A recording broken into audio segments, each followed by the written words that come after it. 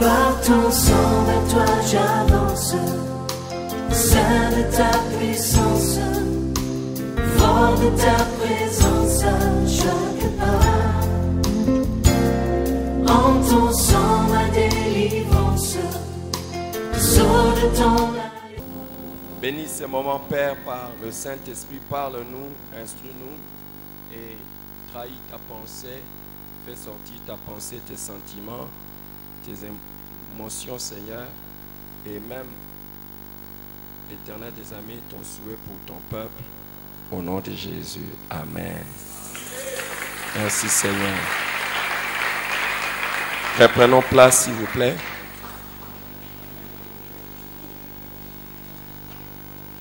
Je voudrais continuer avec nous cette série sur les dangers de la rétrogradation.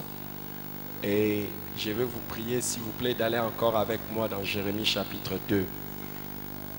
Jérémie chapitre 2. Je commence à partir du verset 1. La parole de l'Éternel me fut adressée en ce mot. Va et crie aux oreilles de Jérusalem. Ainsi parle l'Éternel. Je me souviens de ton amour lorsque tu étais jeune, de ton affection lorsque tu étais fiancé, quand tu me suivais au désert, dans une terre inculte. Israël était consacré à l'Éternel. Il était les prémices de son revenu. Tous ceux qui en mangeaient se rendaient coupables, et les malheurs fondaient sur eux, dit l'Éternel. Écoutez la parole de l'Éternel, maison de Jacob, et vous, toutes les familles de la maison d'Israël. Ainsi parle l'Éternel. Quelle iniquité vos pères ont-ils trouvé en moi pour s'éloigner de moi et pour aller après les choses des néants et n'être qu'eux-mêmes néants. Ils n'ont pas dit, où est l'Éternel qui nous a fait monter du pays d'Égypte, qui nous a conduits dans les déserts, dans une terre aride et pleine de fosses, dans une terre où règne la sécheresse et l'ombre de la mort, dans une terre par où personne ne passe et où n'habite aucun homme. Je vous ai fait venir dans un pays semblable à un verger, pour que vous en mangiez les fruits et les meilleures productions. Mais vous êtes venus et vous avez souillé mon pays. Et vous avez fait de mon nom un héritage. Vous avez fait de mon héritage une abomination. Les sacrificateurs n'ont pas dit où est l'Éternel. Les dépositaires de la loi ne m'ont point connu. Les pasteurs ont été infidèles. Les prophètes ont prophétisé par Baal et sont allés après ceux qui ne sont d'aucun secours. C'est pourquoi je veux encore contester avec vous, dit l'Éternel. Je veux contester avec les enfants de vos enfants. Passez aux îles de Kittim et regardez. Envoyez à Kedar et observez bien. Et regardez s'il n'y a rien de semblable. Y a-t-il une nation qui change ses dieux, quoiqu'il ne soit pas de Dieu? Et mon peuple a changé sa gloire contre ceux qui n'est d'aucun secours. Soyez étonnés de cela et frémissez d'épouvante et d'horreur, dit l'Éternel. Car mon peuple a commis un double péché. Ils m'ont abandonné, moi qui suis une source d'eau vive, pour se creuser des citernes crevassées qui ne retiennent pas d'eau. Amen. Je saute verset 19. Ta méchanceté te châtiera, ton infidélité te punira. Tu sauras et tu verras que c'est une chose mauvaise et amère d'abandonner l'Éternel ton Dieu et de n'avoir de moi aucune crainte, dit le Seigneur, l'Éternel des armées. Amen. Nous étions en train, depuis un temps, de parler de ces sujets de la rétrogradation spirituelle et particulièrement en faisant tout pour montrer les dangers. Montrer les dangers de rétrograder spirituellement. Au lieu de croître, on est en train de rétrograder. Et ici, dans le verset 19, c'est l'un des versets qui nous montre clairement où Dieu dit que tu sauras et ta méchanceté te châtiera et ton infidélité te punira. Et il dit, tu verras. Tu sauras et tu verras que c'est une chose mauvaise et amère d'abandonner l'Éternel, ton Dieu, et de n'avoir de moi aucune crainte. Beaucoup de fois, nous ne mesurons pas la gravité des rétrogradés. Et je vais être un peu clair aujourd'hui, un peu plus encore clair. Beaucoup de fois, nous ne mesurons pas la gravité de devenir faible spirituellement. Beaucoup de fois, nous ne mesurons pas la gravité de devenir infidèle. La gravité de devenir infidèle. Beaucoup de fois, nous ne mesurons pas ça. Aujourd'hui, j'ai la démonstration devant moi et devant cette congrégation que beaucoup de gens, ils sont infidèles par volonté. Le dimanche passé, conduit par le Saint-Esprit, j'ai commencé le culte par la prédication. Aujourd'hui, presque plus de 50%, ou du moins pour ces cultes, est venu avant. Donc, je comprends qu'on ne venait pas à l'heure juste comme ça. Et on trouvait ça comme dimanche. Je n'avais pas prévu ça. Moi, je suis venu conduit par le Saint-Esprit à faire ce que je fais le dimanche. Et quand je suis arrivé, je me suis assis là. J'ai levé ma main vers le Seigneur. J'ai levé ma main vers le Seigneur. Je priais. Je voulais me donner au Seigneur, me livrer au Seigneur pour les services. Et le Seigneur, par le Saint-Esprit, m'a dit, va, monte et ouvre le culte toi-même. Je suis venu pour ouvrir le culte. Le Seigneur m'a dit encore, prêche maintenant. J'ai prêché. Et je n'avais pas fait ça exprès. Je n'avais même pas planifié ça. Mais regardez, beaucoup qui n'étaient pas là, qui ont raté les messages de dimanche passé, maintenant ils sont venus avant aujourd'hui. Mais on le fait, vous le faites, et je vois certains qui prennent ça comme un peu un jeu. Être infidèle aux choses de Dieu. Être faible dans les choses de Dieu. Beaucoup de gens prennent ça comme quelque chose, comme une blague. Mais Dieu dit, tu verras et tu sauras que c'est une chose mauvaise et amère d'abandonner l'Éternel. Je voudrais aujourd'hui être clair, parce que beaucoup de fois, quand on parle de la rétrogradation, on voit une personne qui est devenue un alcoolique. Nous allons le voir tout à l'heure. Je vais vous donner quelques caractéristiques ou quelques signes ou quelques symptômes de la rétrogradation. Vous voyez, donc ce n'est pas nécessairement que la personne est devenue, comme on dit, que la personne est devenue donc un alcoolique né. Non, oui, il devient un impudique. Ou bien, oui, des fois oui, je vais le dire aussi. Des fois oui, que quelqu'un que vous connaissez d'être saint et il devient complètement un impudique, un adultère ou un alcoolique ou un menteur ou quelqu'un de rien. Mais des fois la rétrogradation, et je vais le dire tout à l'heure, des fois la rétrogradation, c'est simplement devenir faible. Devenir faible. Et aujourd'hui, j'aimerais, avant de montrer, je ne sais pas si le Seigneur le permettra, que je montre 2 dangers de la rétrogradation. J'aimerais lire avec nous ces livres de Jérémie et commencer à relever quelques symptômes pour que chacun de nous voie, s'il n'est pas dans la rétrogradation. Et après, nous allons parler des dangers. Les premiers dangers que j'avais mentionnés, je vais les répéter tout à l'heure. Et j'ai mentionné au moins déjà 3 dangers. Mais reprenons maintenant la lecture de ces passages et relevons petit à petit les signes qui montrent que quelqu'un est rétrograde. Dans le verset 2, le premier signe est déjà là. Dans le verset 2, on nous montre les premiers signes. Dieu dit, je me souviens de ton amour lorsque tu étais jeune, de ton affection lorsque tu étais fiancé, quand tu me suivais au désert dans une terre inculte. Israël était consacré. Alors, j'aimerais m'arrêter là avec les premiers versets là. Le premier symptôme d'une rétrogradation spirituelle, c'est une vie spirituelle passée meilleure. Une vie spirituelle passée meilleure. Est-ce que quelqu'un est en train de comprendre ça? Ça veut dire que si dans le passé tu avais une meilleure vie spirituelle que maintenant, ça veut dire que tu as rétrogradé. C'est une vie spirituelle passée meilleure. Qu'est-ce que ça veut dire? Prends tout ce qu'il y a de spirituel et regarde ce que tu es en train de faire. Et compare. Je vais commencer, je reviendrai sur ça.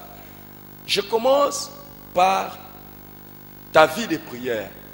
Si ta vie de prière d'aujourd'hui est inférieure à ta vie de prière d'hier, tu as rétrogradé. Si ta méditation de la parole de Dieu aujourd'hui est inférieure à ta manière de méditer et de lire la Bible hier, tu as rétrogradé. Si ta participation au culte de l'Église aujourd'hui, c'est moins que dans le passé, tu as rétrogradé.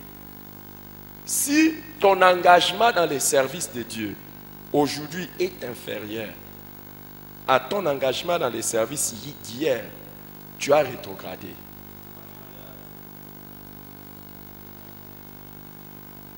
Tout ce que tu fais, je me souviens, et je veux dire aussi quelque chose qui n'apparaît pas.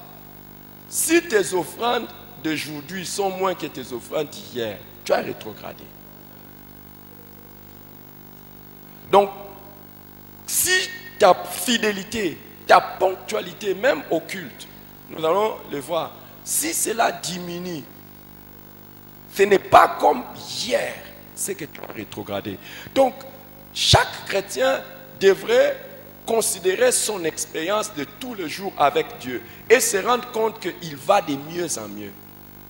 Si tu ne vas pas de mieux en mieux, c'est là où il y a un problème. Donc tu es en train de rétrograder. Si tu aimais lire la Bible, mais aujourd'hui, la même affection, il n'y en a plus. Tu as rétrogradé. Et même, comme je l'ai dit, même dans la participation de culte, je pouvais partir. Donc tu as rétrogradé. C'est ça la rétrogradation. Dieu parle de ton expérience spirituelle dans le passé. Et même toi-même, tu peux parler de ton expérience spirituelle dans le passé. Et il y a quelque chose que j'aimerais mentionner. Même si aujourd'hui tu jeûnes moins qu'hier, tu as rétrogradé.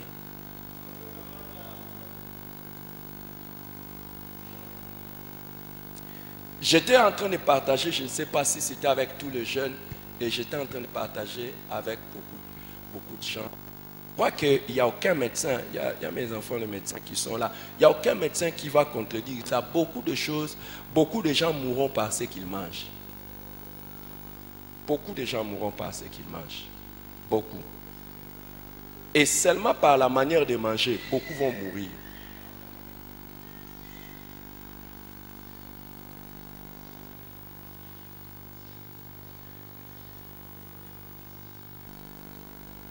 Et c'est pour ça même la rétrogradation dans les jeûnes, dans la vie des jeûnes et prières amène des conséquences. J'ai pris toujours Dieu.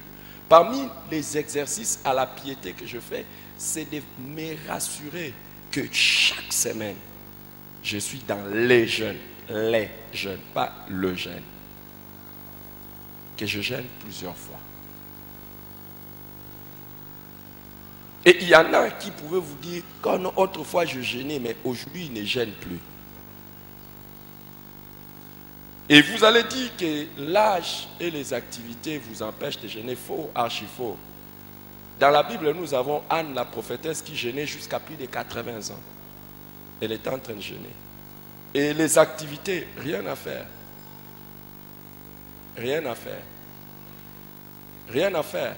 Vous pouvez trouver la meilleure manière. Nous avons dans la Bible des gens comme des Daniel, qui étaient des hauts fonctionnaires de l'État, mais qui ont trouvé les moyens de jeûner.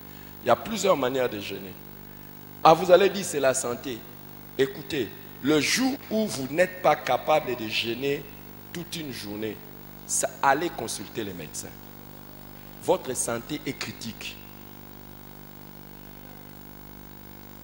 Si vous voyez que vous êtes incapable de jeûner, de tenir toute une journée, parce que normalement le corps a des réserves qui permettent à ce que chacun puisse tenir. Vous me dites que votre santé ne permet même pas de tenir pendant. Donc c'est que vous êtes réellement malade. Vous êtes sérieusement malade. Ne considérez pas ça comme une blague. Oh non, non, non, moi je n'arrive pas. D'ailleurs, donc je ne supporte pas. Si j'arrive seulement vers midi, je commence à trembler. C'est un signe. Je ne dis pas que c'est un mensonge. Mais allez consulter le médecin. Ne prenez pas ça comme un jeu. Non, spirituellement, je suis faible et je n'arrive pas à jeûner. Tu es malade.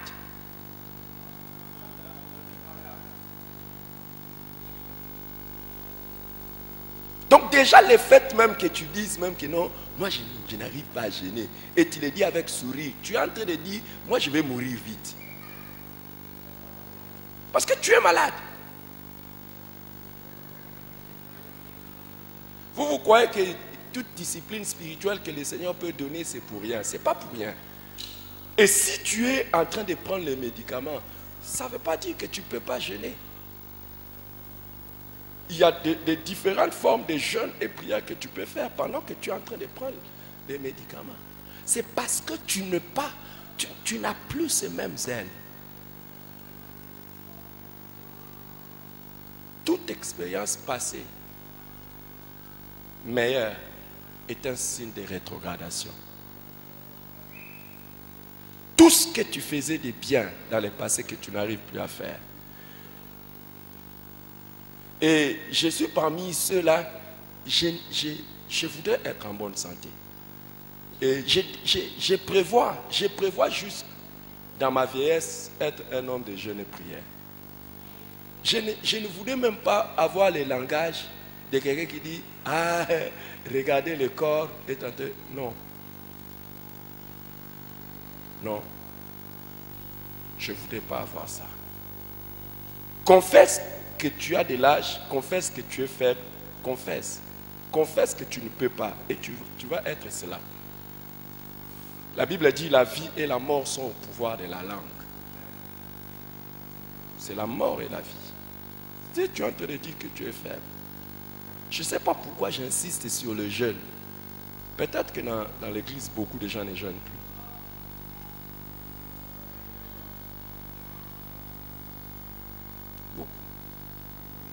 Si tu n'arrives pas, allez, voyez les médecins là.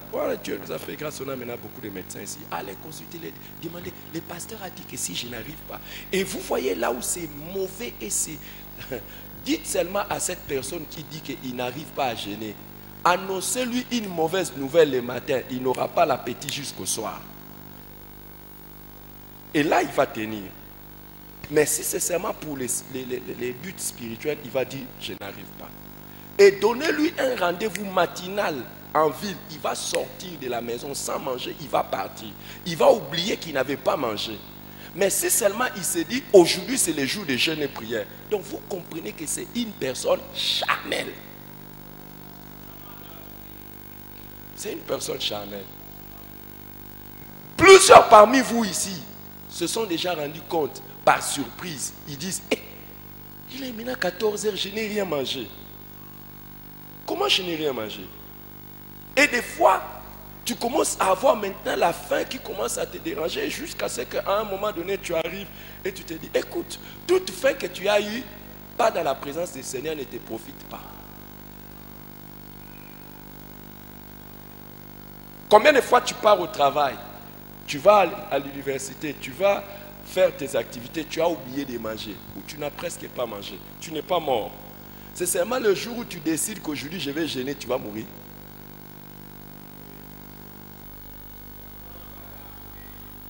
C'est le jour où toutes les raisons du monde vont sortir. Tu es un rétrograde.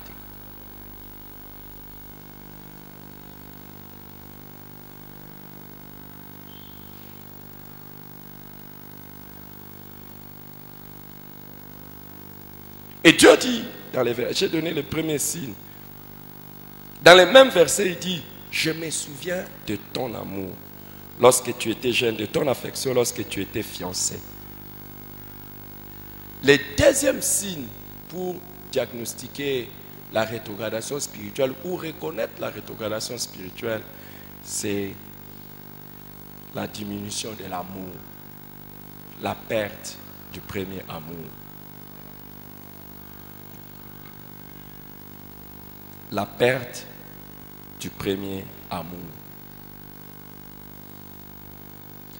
Je l'ai déjà dit, l'amour ne consiste pas simplement à dire à une personne « je t'aime ». Beaucoup de gens qui disent aux gens « je t'aime », c'est de manière hypocrite. L'amour véritable se fait voir par les œuvres. Montre-moi ce que tu fais aujourd'hui qui démontre que tu aimes encore Dieu. Dans Apocalypse chapitre 2, 4 à 5, on nous montre, Dieu dit, j'ai contre toi, tu as abandonné ton premier amour. Tu as abandonné ton premier amour. Et Dieu est très attristé quand on abandonne son premier amour. Dieu est très attristé et il est contre cela.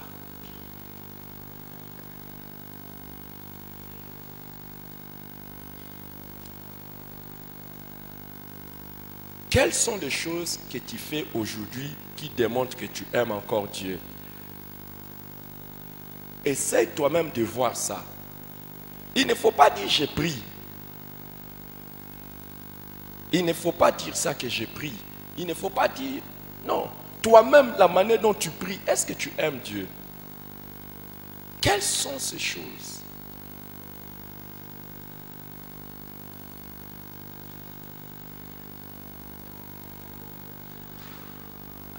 Les plus grands signes de l'amour se font voir dans les sacrifices. C'est pour ça que Jésus a dit, le plus grand amour, c'est de donner sa vie pour les autres. Au fait, quels sont les sacrifices que tu es prêt à faire encore pour Dieu? Quels sont les sacrifices que tu fais pour Dieu? C'est là que tu montres ton amour.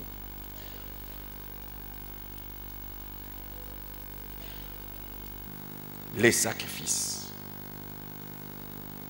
L'amour se démontre mieux par les sacrifices. Une personne que l'on aime beaucoup, on se sacrifie beaucoup pour cette personne.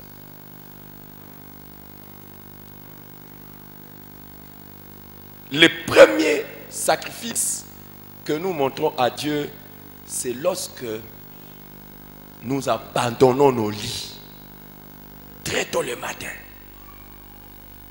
alors qu'on a encore sommeil. On a encore sommeil. On est encore fatigué. On dit je dois. Et tu te lèves et tu commences à parler avec. C'est comme deux personnes qui sont mariées. L'un ne peut pas toujours continuer à dire je suis fatigué, laisse-moi dormir. Je suis fatigué, laisse-moi dormir. Non, s'il y a véritable amour, on se sacrifie. On ne se laisse pas prendre par le sommeil, on se réveille. Et c'est pour ça que les amoureux de Dieu sont avec lui déjà très tôt le matin. Dans la prière, ils sont là très tôt le matin. Le premier sacrifice, c'est cela.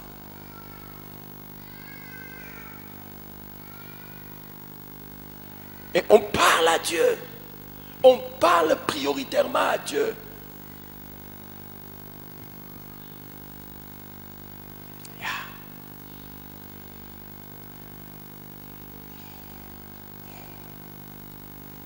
Qu'est-ce que tu fais encore comme sacrifice pour Dieu?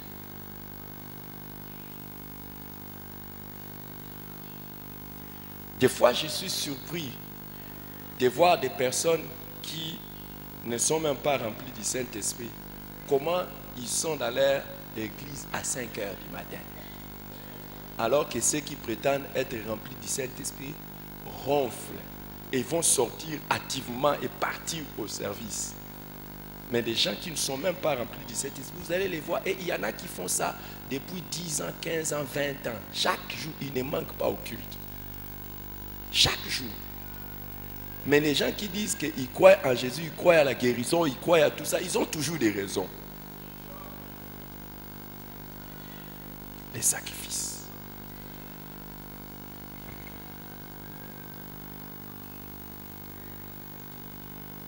Quel sacrifice tu fais pour Dieu?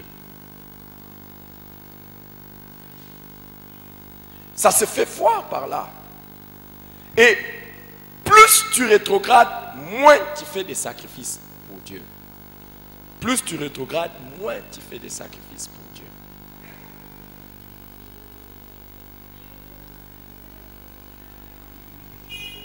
Je peux courir pour arriver à l'église. Je cours, littéralement, je cours, littéralement.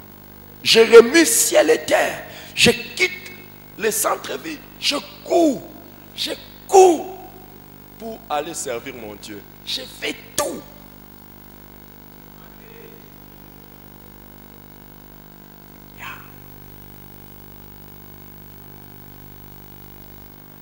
Le troisième signe, nous le voyons aussi toujours au verset 2. Il dit, quand tu me suivais au désert, dans une terre inculte, quand tu me suivais. Le troisième signe ou symptôme de la rétrogradation que nous voyons dans ce passage, c'est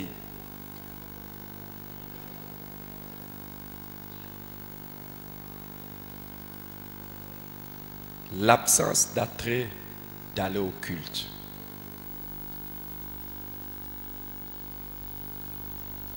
L'absence d'attrait d'aller au culte. L'absence de goût d'aller au culte. Il dit, tu me suivais au désert. Donc même quand c'est dans le désert, tu me suivais.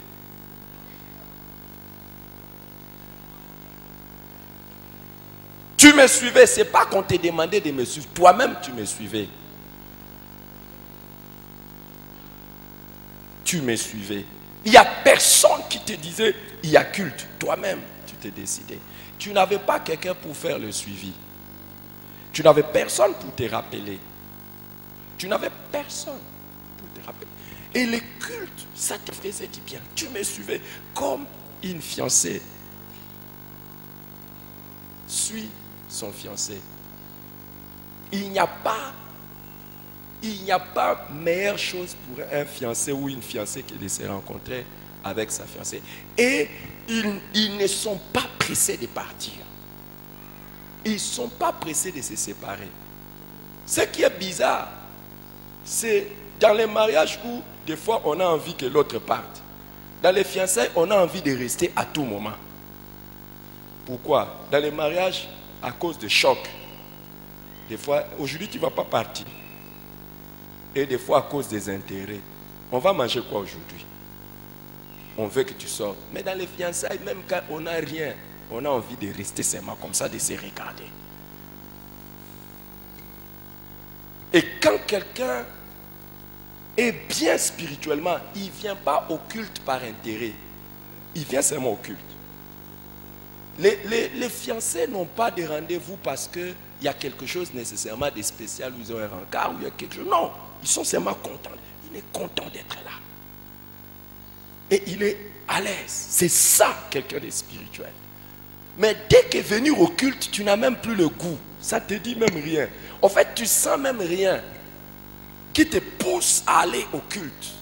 Tu as rétrogradé. Ou lorsque tu manques au culte, ça ne te fait rien. Tu as rétrogradé spirituellement. Une fiancée qui manque à un rendez-vous à son fiancé présente des excuses, et il présente des excuses avec tristesse. Et il montre les raisons fondées de cela. Mais il y a des gens, aujourd'hui, ça ne lui dit rien. Il peut entendre que Dieu est là. Dieu est là. Et même certains, quand ils viennent même au culte, même j'en ai vu certains ici, qui a déjà vu un fiancé ou une fiancée, ils avaient rendez-vous, dès qu'ils se retrouvent, la personne commence à somnoler. Vous avez déjà vu ça? Deux fiancés qui se retrouvent et puis ils commencent à somnoler. Donc en fait, tu es venu au culte par formalité. Il n'y a rien de fond en toi. Donc, et tu somnoles même pendant qu'on parle de culte. Choc. Asseyez-vous. J'étais avec les jeunes cette semaine. J'ai dit, si je vois encore une personne en train de somnoler au culte, je ne prierai plus pour sa promotion au travail. Pourquoi? Donc tu veux que je prie pour toi pour qu'un jour tu dormes au travail? Ok, d'accord. D'abord, tu ne dors pas seulement ici.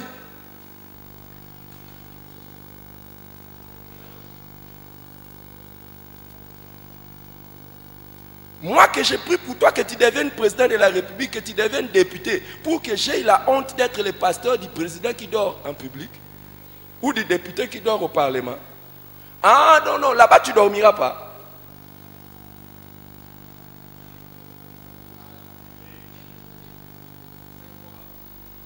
Non, mais je pose la question. Vous voulez que je continue à prier pour ceux qui dorment au culte? Ah non, non, non, c'est l'heure. Ah donc tu ne tiendras pas des réunions à cette heure ici. Et il y en a quand ils viennent au culte, ils ont toujours la tête qui bouge. Ils sont en train de lutter avec le sommeil. Mais c'est quoi cette affaire?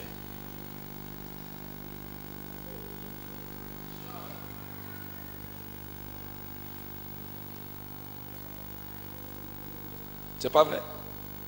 Ah oui, vous riez. Hein? Vous riez. Mais c'est cela. C'est cela. Ah, je comprends. Si c'était une autre réunion, tu allais prendre des dispositions pour ne pas somnoler. Mais comme c'est un culte, vous voyez, donc il y en a qui viennent même au culte sans quelque chose qui brûle. C'est pas quelque chose qui brûle. C'est pas quelque... Même quand je prêche, ils disent c'est important, mais c'est pas vraiment important. Il n'y a rien. C'est la rétrogradation. Il y en a venir au culte, pas venir au culte, ça ne lui dit rien. Et vous savez, il y en a même que je vois ici à l'église. Les cultes a commencé, ils causent là-bas au parking. Ils causent au parking. Et il y en a qui sont en train de tailler bavette là-bas. Pendant que là-bas, c'est adorons-les, Seigneur, ils causent. Et puis quand il va entrer au culte, il entre au culte comme... Et puis, il fera vraiment de la comédie. Il entre au culte directement, il lève les mains. Comédien.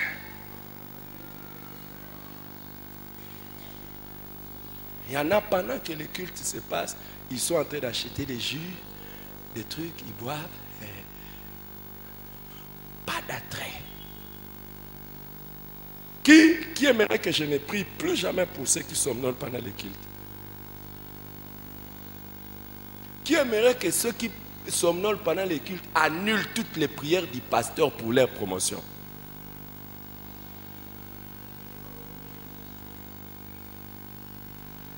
Il n'y a personne?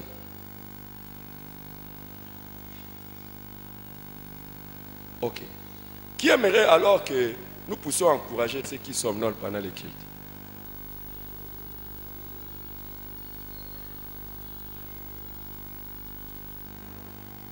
Est-ce que c'est sérieux? Il y en a qui somnolent pendant les cultes, pendant qu'ils ont un autre rendez-vous après les cultes. Dans l'autre rendez-vous après les cultes, ils ne somnoleront pas. Que je fasse quoi? Je prie comment? Quand vous me dites miséricorde, aidons-les à somnoler. Et j'attaque ça parce que c'est quelque chose qui est phénoménal. Je vois ça chez beaucoup de gens. Malheureusement, chez certains même qui se disent responsables dans la société et dans la vie, et même à l'église.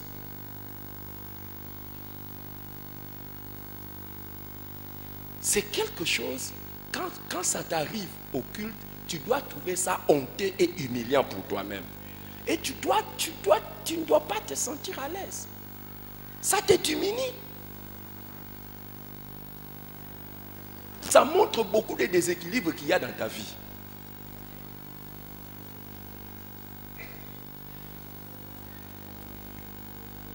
Mais il y en a à l'aise. Hein? Et il y en a qui sont.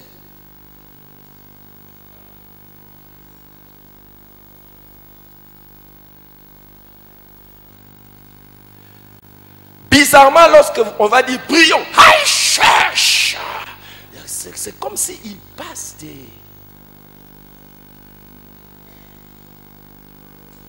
Parmi les prières que j'aimerais que vous puissiez toujours faire pour moi, que je ne puisse pas déshonorer mon Dieu par des somnolences bêtes et inutiles pendant les services. Priez pour moi toujours.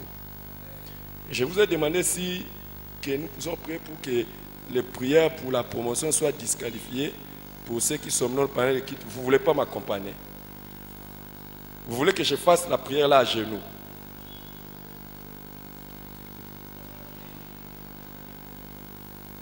Je pense que pour certains, il faut que je me mette à genoux et que je dise, comme ils ont le coutume de venir et de mépriser les seigneurs par des somnolences pendant les cultes, mais ce qu'ils ne font pas ailleurs, Seigneur Dieu, montre-leur, à partir d'aujourd'hui, chaque fois qu'ils seront dans une réunion importante, qu'eux somnolent. Que je fasse cette prière.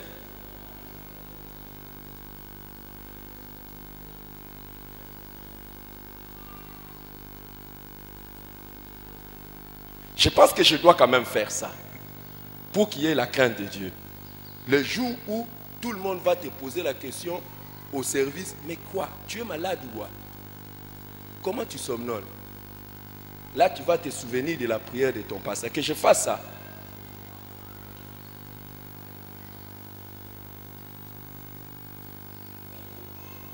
Que je fasse cette prière, que pendant l'examen, tout le monde est surpris, tu somnoles.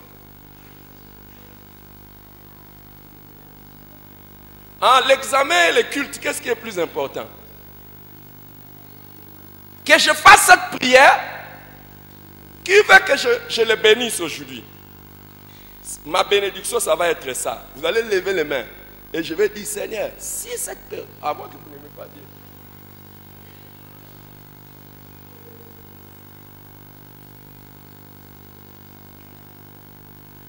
Oh non, je change.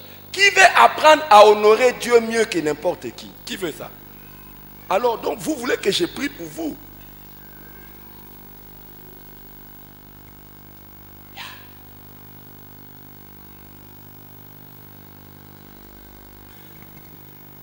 Vous voyez les amis, tu suivais Dieu, même dans les déserts, même là où c'est difficile, même là où les conditions sont difficiles, tu suis Dieu. Donc tu n'avais pas de raison pour ne pas suivre Dieu. Tu n'avais pas de raison. C'est ça l'attrait pour le culte. Ça montre.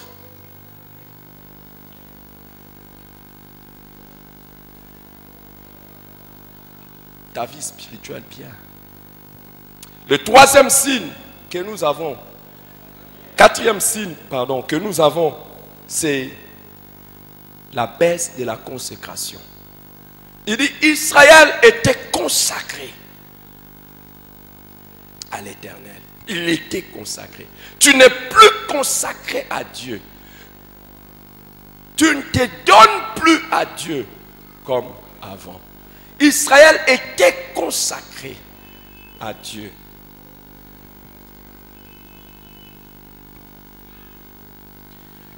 Si vous voulez comprendre la consécration, très bien, prenez deux mots, détachement, attachement. Détachement, attachement. La consécration, c'est le fait de se détacher de quelque chose pour s'attacher à quelque chose. Facilement, tu t'es détaché de choses pour t'attacher à Dieu. Mais aujourd'hui, tu te détaches de Dieu pour t'attacher à autre chose. Consacré à l'Éternel.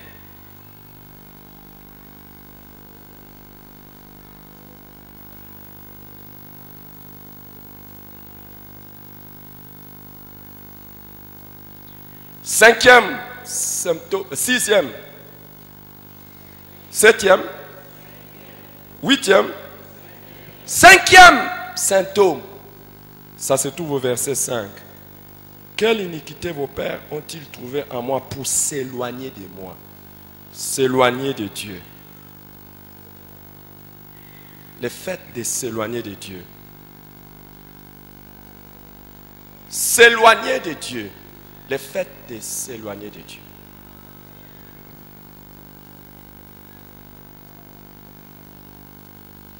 S'éloigner de Dieu, c'est s'éloigner de tout ce qui est Dieu. Tout ce qui représente Dieu pour toi. S'éloigner de tes moments de prière. S'éloigner de tes moments de méditation. S'éloigner de ton église.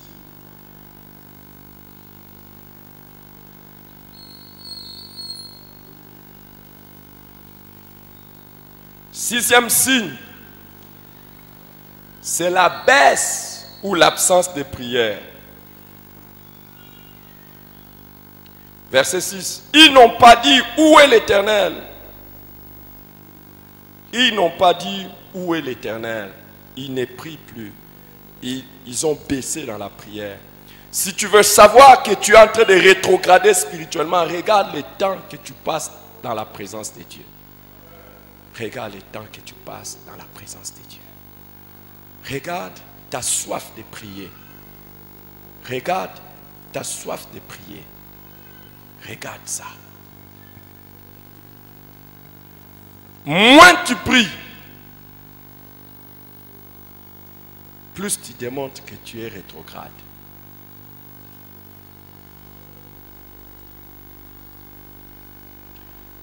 La faiblesse ou même l'absence de prière.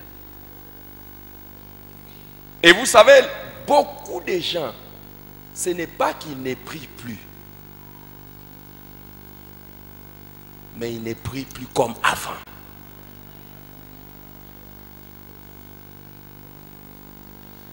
Beaucoup de gens, ce n'est pas qu'ils ne prient plus, mais ils prient peu. Demande un peu à ton voisin s'il n'est pas dans ces cas.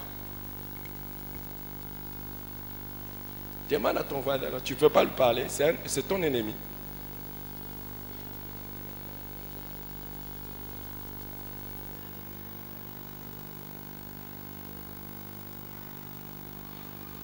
Ils n'ont pas dit où est l'Éternel. Je vais continuer avec les signes, si Dieu le veut prochainement, mais je vais évoquer les dangers. Le premier danger que nous avons vu de la rétrogradation, c'est le risque d'être abandonné par Dieu. Dieu dit, je suis avec vous si vous êtes avec moi. Si vous m'abandonnez, je vous abandonnerai. Ça, c'était le premier danger que nous avons vu.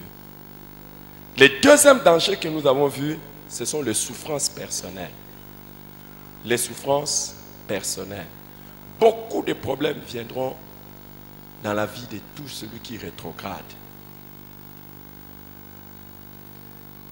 Les risques de connaître des souffrances personnelles.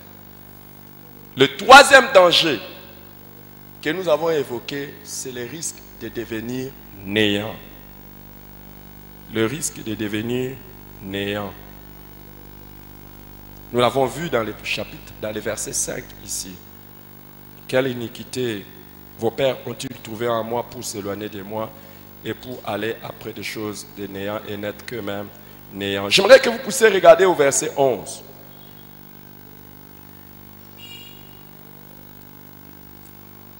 Je vais revenir sur d'autres symptômes ou signes après. Y a-t-il une nation qui change ses dieux, quoiqu'il ne soit pas des dieux? Je vous montrerai comment nous changeons de Dieu.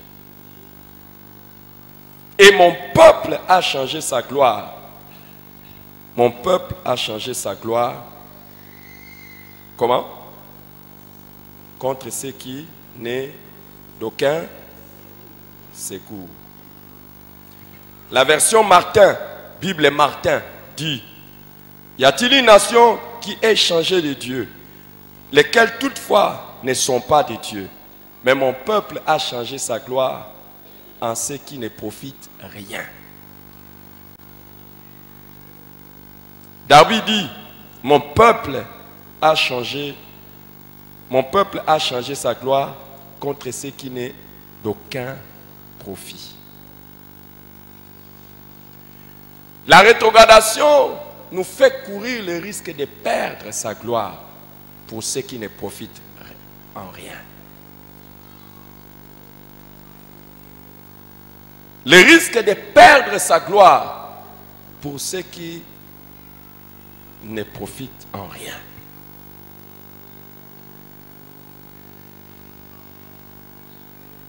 Lorsque nous venons à Dieu, parmi les bénéfices et les choses qu'il fait, il nous glorifie. Il nous donne de la valeur. Là où, si tu deviens chrétien, tu verras que même si les gens te méprisent, ils vont te respecter. Il te donne un certain honneur. Il te donne un certain poids, la gloire, un poids dans la vie. Mais lorsque tu es en train de rétrograder, tu es en train de changer ta gloire pour ceux qui ne profitent pas. Tu perds ta gloire, tu perds ce qui te donne du poids. Essaye seulement de commencer à t'observer. Tu n'auras plus le même poids, la même valeur aux yeux des gens quand tu rétrogrades. Écoutez, commencez dans la famille. Le respect, l'honneur qu'on te donne. Rétrograde, fais seulement quelque chose de mal. Tu perds ça. Tu perds ça. Toute la gloire que tu peux avoir en tant que mari, en tant que femme, en tant qu'enfant, en tant que parent, tu le perds. Toute la gloire que tu peux avoir dans la société, quand tu rétrogrades, tu le perds. Qu'il y ait seulement quelque chose de mauvais ou de négatif dans ta vie, tu es en train de perdre ça. Ouvrir la porte à la rétrogradation, c'est frayer le chemin de la perte de sa gloire.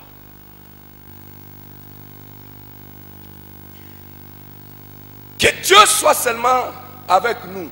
Certains qui sont ici même, si seulement le vie venait à être exposé, il n'y a personne qui te regarderait même avec respect.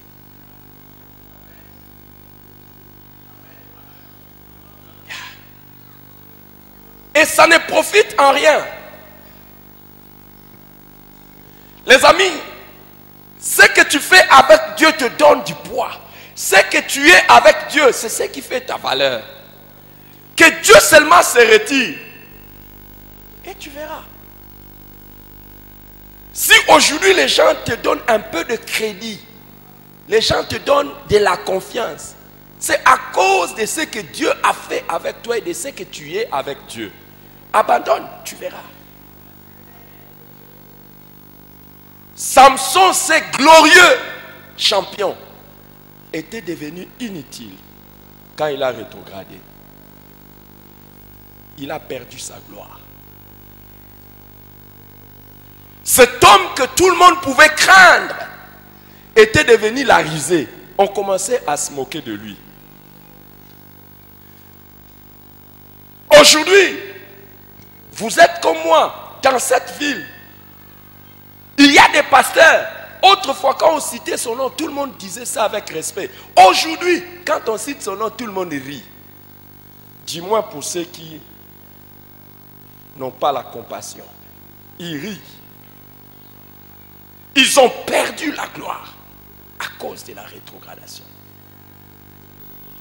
Aujourd'hui, leur nom est tourné en ridicule. Mais qu'est-ce qu'ils ont gagné? Chaque fois que tu baisses, et ça j'aimerais vous dire, la porte pour aller dans les pires de choses en tant qu'enfant de Dieu, c'est la baisse dans la prière. Je vais revenir sur ça parce que c'est très important.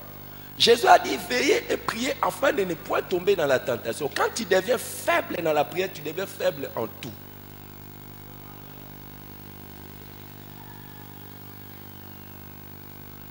Tu deviens faible en tout.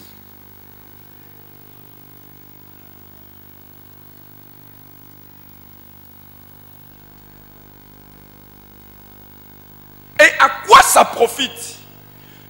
Le péché, en quoi ça profite?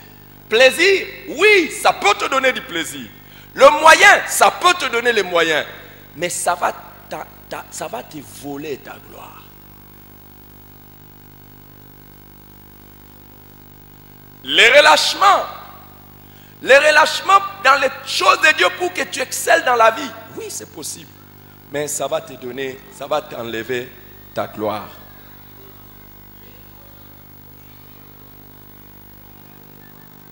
Que Dieu me garde et que Dieu garde une personne de toute forme de rétrogradation. Par ton sang, vers toi j'avance, saint de ta puissance, fort de ta présence à chaque pas. En ton sang ma délivrance, sceau de ton